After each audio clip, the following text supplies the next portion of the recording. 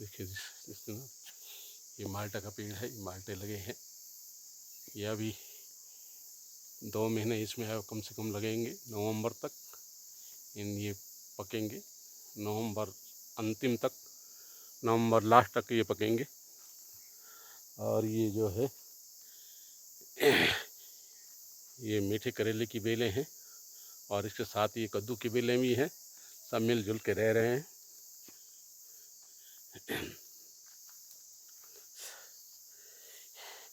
ये चौलाई है, चौलाई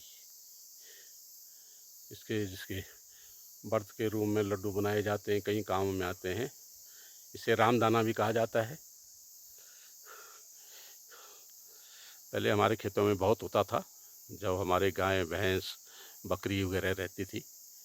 तो चौलाई जो है, हम चौलाई के बदले नमक, गुड़, तेल और चप्पल वगैरह दुकानदारों से लेते थे। उसके बदले वो देते थे, हम चौलाई देते थे, उसके बदले वो अन्य सामग्री देते थे। जैसे हमें चाहिए चप्पल चाहिए, पूड़ चाहिए, या चावल चाहिए, या आटा चाहिए, या कुछ दालें चाहिए, तो दुकानदार हमें नगद नहीं देते थे, उसके रूप में हमें देते थे। मेरी बुआ आ रही थी, पता नहीं कहाँ चली गई, बोझा लेके। अभी नीचे ही है, हाँ, 84-85 साल की है और अभी खेतों में लगी हुई है।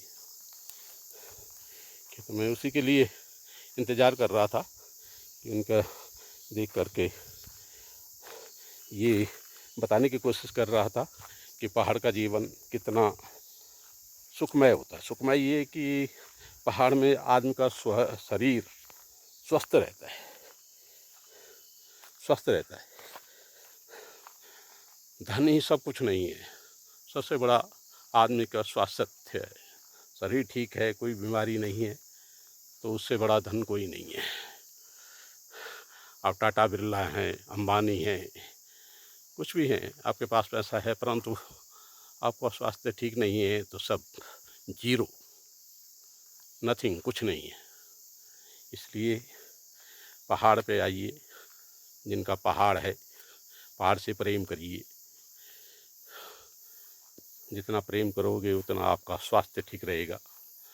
यहाँ की हवा, ऐसी हवा कहीं नहीं मिल सकती, शायद स्वर्ग में ही मिले। यदि स्वर्ग का किसी को आभास हो, यदि अनुभूति कर सके, तो यहाँ अनुभूति किया जा सकता है। स्वर्ग की अनुभूति यहाँ हो सकती है, पहाड़ में। आप वृद्ध हैं, जवान हैं, बच्चे हैं, परंतु ज़रूर अपने पहाड़ के वासी हैं तो पहाड़ से ज़रूर लगाव रखिए। धीरे धीरे जैसे जैसे समय बीतता गया, यहाँ की हवा बिकेगी, यहाँ का पानी बिकेगा। पानी तो बिक ही रहा है, ये डैम बने हैं, टिहरी डैम, ये पानी बिक ही तो रहा है, दिल्ली को जा रहा है, अन्य शहरों को जा रहा है बिजली। ऐसा ही ये हवा जो है, ये शुद्ध हवा, ये बिकेगी।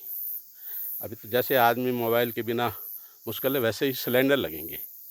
यहाँ की हवा जो है पैक होगी, सिलेंडरों में पैक होगी, और गाज़ियाबाद, दिल्ली, नोएडा, गुड़गांव, बंगलोर, पूना, यहाँ सप्लाई की जाएगी।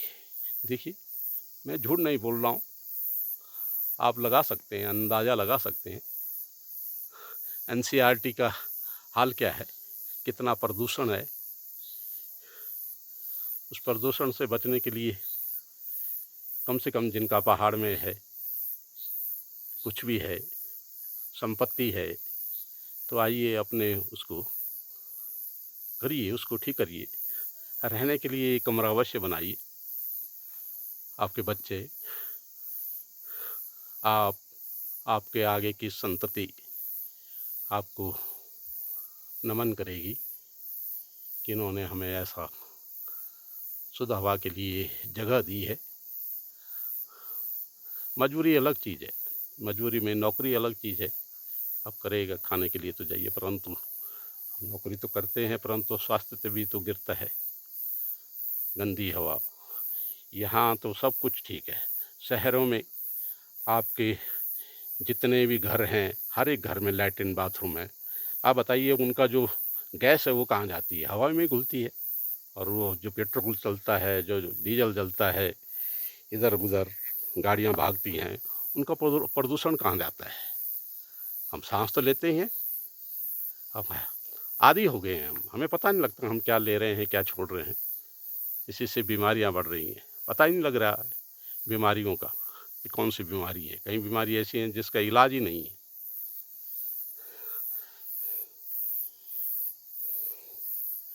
इसलिए पहाड़ आइए, पेड़ पौधे लगाइए, खेती कर सकते हैं करिए।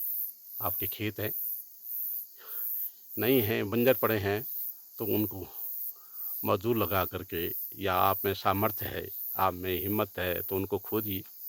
थोड़ा थोड़ा भी ना, 1-2 मीटर भी खोदोगे तो धीरे धीरे हो जाएगा।